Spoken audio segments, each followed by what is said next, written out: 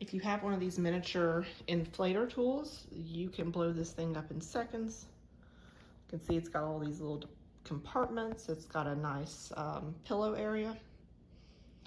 The idea is that you place this under your sleeping bag and it keeps you off the hard ground and off the moisture.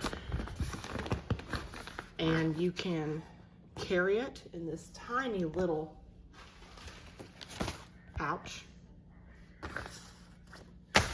so it takes up no room when deflated. And when you are deflating it, I want to draw your attention to the snaps on the side. It helps hold it closed.